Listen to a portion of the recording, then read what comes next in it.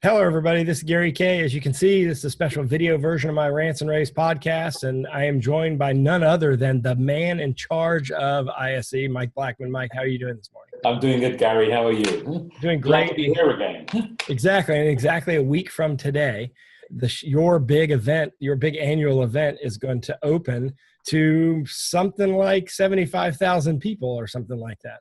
Well, if I'm putting my money and putting my, we have this, we call it registration bingo. Jason does it in the US as well. We got it from him. And it's just something open to the staff where we all put in $10 and we put in a number.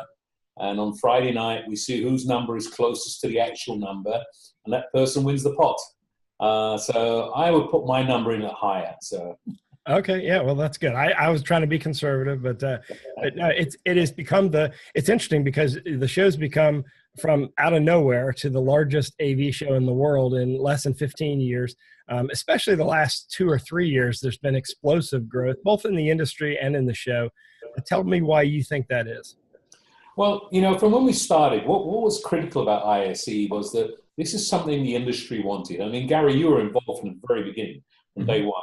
And the industry, they wanted one show in Europe that encompassed everything. We had a slow start in that a lot of the European companies weren't totally convinced yet that we were doing the right thing, probably because of the location we chose. We started off in Geneva, and whilst Geneva's in Europe, it's not. And that didn't matter much for people outside of Europe, it did to people inside. But, we learned from that. We moved to Amsterdam. And, I think what we did is we delivered what the industry wanted. And I think that's the critical reason for the success. And, we continue to listen to the manufacturers and the integrators in the industry, people who are attending, to see what do they want. And we're just trying to reflect what the industry wants. And I think we're doing it and delivering. And that's why we're seeing growth. What has been great? Well, I was going to say it started with the first thing the industry wanted was a combined home AV, pro AV show. Yeah. And since then, it's really kind of exploded. And you have answered the industry in everything they've wanted, both in special events, layout of the hall based on application, and the speaker series, for example. Those are 3 big things that came out of attendee surveys. Yeah. I mean, the other thing as well in there is that, we found a home that really works as an international location, and everyone's supporting it. Everybody's, getting what they want out of the show, or mostly, and that's contributing to that growth. Yeah, speaking of growth, this year you're going to have a few new halls. We had a hall under construction last year. I'm hoping that's done, and we have some new halls that are opening. Tell me about those. Well, the hall that was under construction actually got finished last year, and we used that for the first time. And that was Hall 10, okay. And that's where we had the smart building sector in the show. Oh, that's right, yeah. But then we put up a temporary hall in the middle, in the Congress Square, and that was Hall 14. What we found we had to do this year, and straight as we started doing our rebooking for 2018, we ran out of space on the second day of rebooking and had to open up something new, and that's... if you've been to ISE before, you can recall there's a car park in front of the building. Well, that's not there anymore. There's a huge pavilion that's being built. We've added another hall, Hall 15. And, with that addition, it now makes us the biggest show of any kind in Holland. We've broken our record. So is that a temporary pavilion that you built, yes, or are they building a permanent structure there as well eventually? It's a temporary pavilion. There are plans going on to build some permanent structures, some more permanent structures as well. But for the moment, we're working with temporary structures. When you're inside, you don't know the temporary structures. From the outside, you see it, but from the inside, the decoration, the way everything is done, you just don't see you're in temporary structure. Yeah, I agree. You didn't notice it last year. So one of the most exciting new events that you're doing is the partnership with the city of Amsterdam and the big projection mapping celebration. Talk about that. So we've been trying to attract the staging and lighting and the creative people who are doing outdoor events for quite some time. And we decided that we needed to do something special rather than just a conference to actually get them there. And ISE is all about inspiration. We try to work with manufacturers. We try to work with people in the industry to do something different that can actually inspire the attendees. So 3 years ago, we thought, well, prediction mapping might be a good way to do this. And we tried to get it off the ground. And, I wish maybe our demands were too high for the city at the time. And middle of last year, we spoke to the CEO of the RAI. I was talking with him. I said, Paul Riemans is the CEO. And I said, Paul, we really want to do this. And we're just not getting anywhere. And he said, I have an idea. I know the chairman of the Amsterdam Light Festival. Let me talk to him. And the Amsterdam Light Festival was created to actually provide a outdoor winter event of architectural lighting or art, rather, in and around the city. And they liked the idea because it was bordering on what we wanted. And so we came together. The RAI's partners partnered with us financially to make this happen. And the Light Festival are our segue, our connection to the city in managing all that part of it. They brought in the Film Museum. Now, for those of you who know Amsterdam, have been near the Central Station, when you look out in the harbour, you see this very, how can I say it, geometric style building on the other side of the harbour, pure white. And the Film Museum is a creative place where they actually show the history of filmmaking.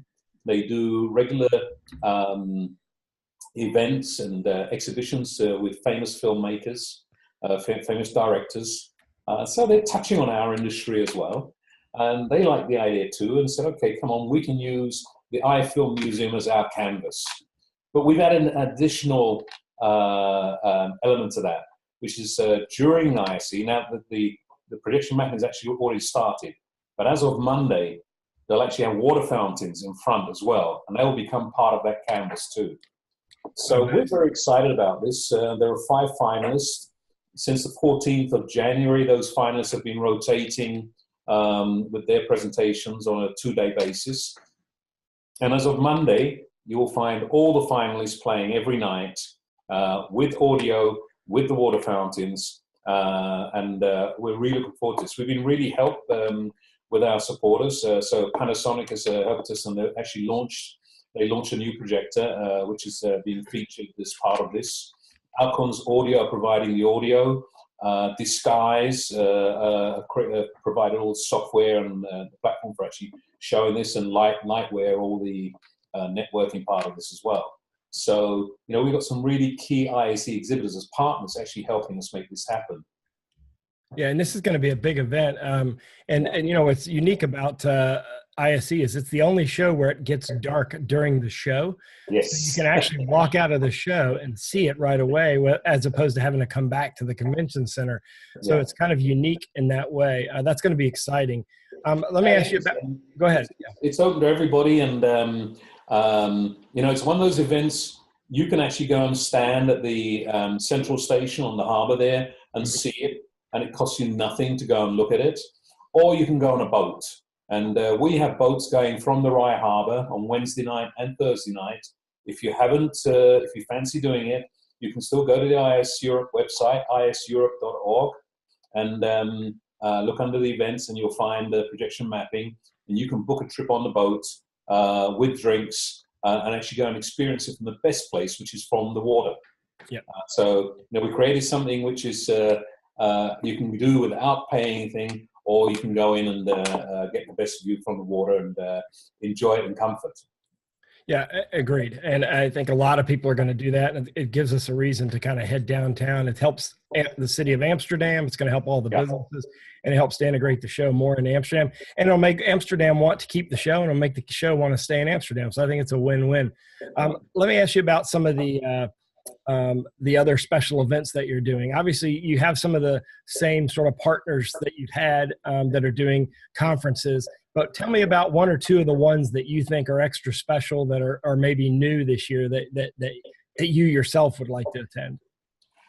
One of the worst things for me at the ISE is I don't get to see much of the show or enjoy any of the conferences.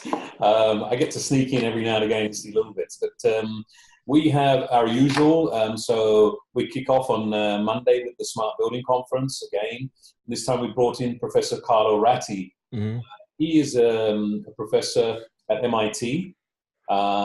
He specializes in smart cities and smart buildings. And I think we're a very interesting person to listen to. He'll be speaking at the Smart Building Conference, and he will actually be doing the opening keynote on Monday evening. Then we have the Audio Forum working with Connessione. We have tech tours on that day as well in the city. So you go to actually experience some audiovisual innovation in buildings. We have Avixa. I almost got it wrong. Avixa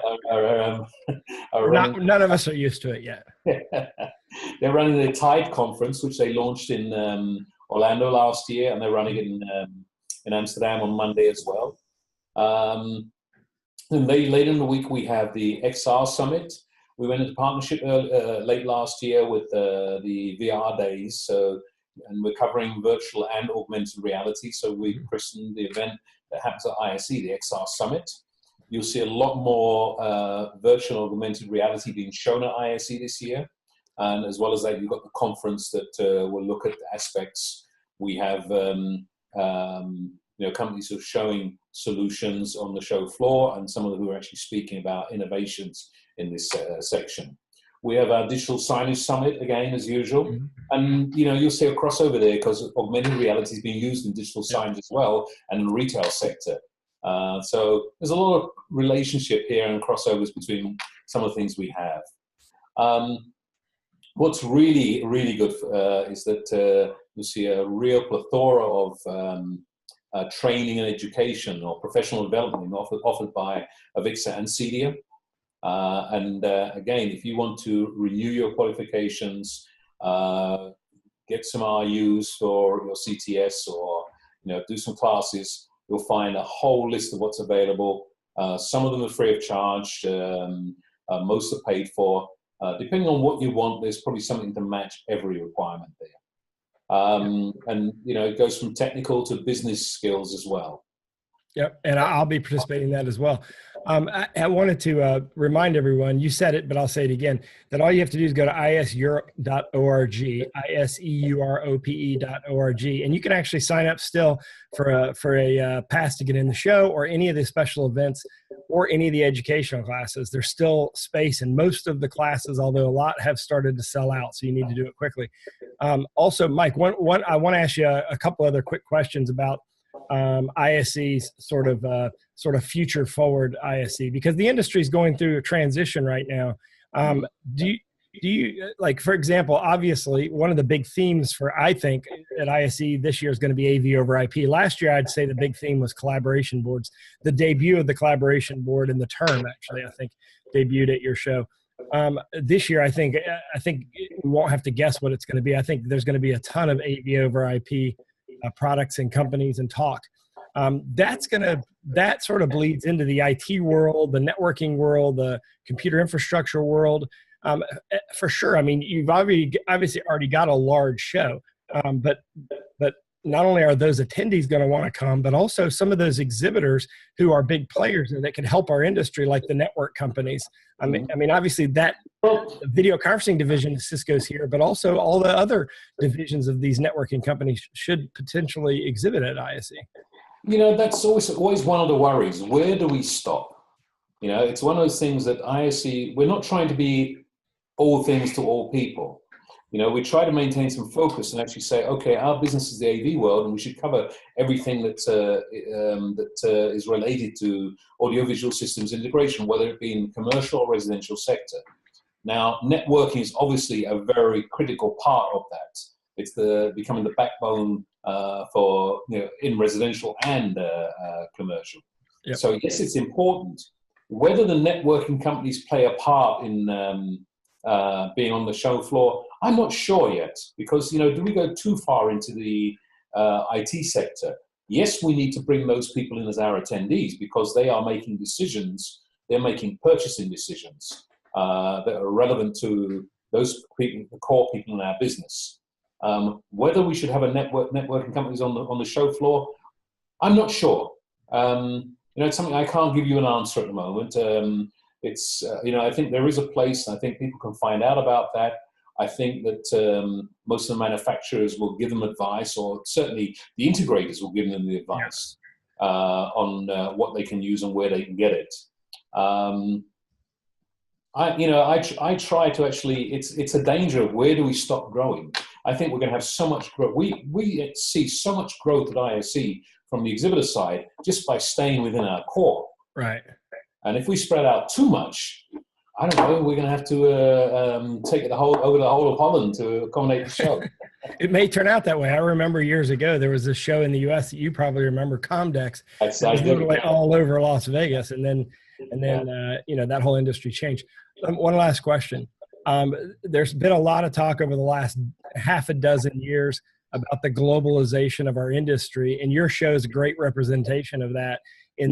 It's not a bunch of Europeans that are attending anymore. It's people from all over the world, including North America and Australia, and obviously a lot from Asia.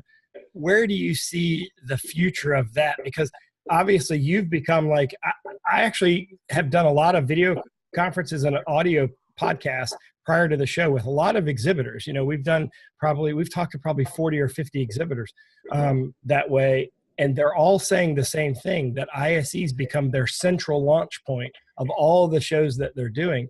And it's because of the global reach. And I know that was somewhat intentional, but maybe not as intentional. And I know you don't want to step on Jason's toes. And I don't think Jason worries about it because his show's growing too. But you're certainly the global show. I think that we complement each other extremely well. Mm-hmm. We have the fortune that we're at the beginning of the year, but we're in an industry that's moving so fast. Yep. There are constant product launches that if you want to stay ahead, then you need to go to ISE at the beginning of the year. You got 6 months later that you go to Infocom in this year in Las Vegas. And if you're in Asia, then you go to our Infocom show in Asia and in China. There's constant movement. There's always new things to see. And I think this is why we've grown. And that's why we're seeing such an international audience. We still see lots of Europeans going to Infocom because they need to keep ahead. They want to see what's the latest coming on. Now, in the last 4 years, we've seen a tremendous amount of non-European growth in attendance. And that's coming from both North America and Asia. I used to believe that these were potential exhibitors walking the floor. I've now, by talking to people, to find out, there are integrators there who are doing international business. There are US integrators who are actually doing business in the Middle East or elsewhere, and they come here because they're trying to keep ahead, or they've got projects, or they're collaborating with Europeans on projects. So they're coming here to actually get up to date and see what's relevant for this local market as well, or just to find out what's generally new worldwide on the market. And we're finding the same with the Asians as well. So yes, we see that growth. A lot of growth from the Middle East. Our Russian show is doing well, and as a result of that, we get a strong attendance from Russia. So yes, we've grown internationally. I think at the moment it's about a quarter of our attendance is non-European, so we're talking about 20,000 people almost who are coming from outside of Europe. That's amazing to me. I mean, I remember, I've been in the industry long enough to remember when people would go to Infocom every other year because they didn't feel like it was worth going every year. Now they go not only every year, but I have a lot of friends that go to every show because like you said, the industry is changing so quickly. And you're right. I mean, technology is moving fast. The life cycle has gone from 2 years to 8 months to now 4 months on average. So you're exactly right. ISEurope.org is where you got to go. ISEurope.org. Mike Blackman, congratulations already. We know it's going to be a huge success. I have one personal question. Will the train from the airport, is the train from the airport to the RAI done yet, or is that still under construction?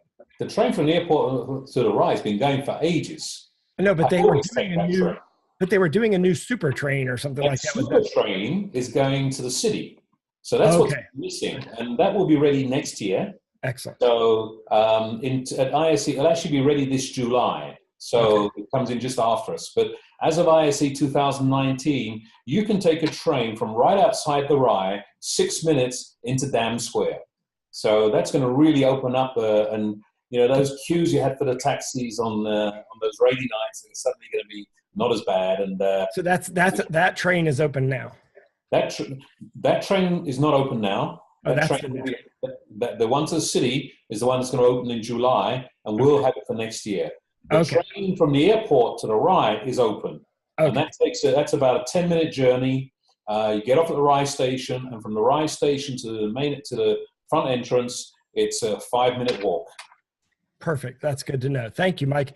Of course, you can see all of our coverage of ISE at ravepubs.com/ISE2018, or you can just go to ravepubs.com and click on the link. Mike, thank you very much for joining me this morning. Thank you, Gary. Look forward to seeing you in Amsterdam. Yeah, I'll see you in just a few days. And thank everyone for watching, and have a great day.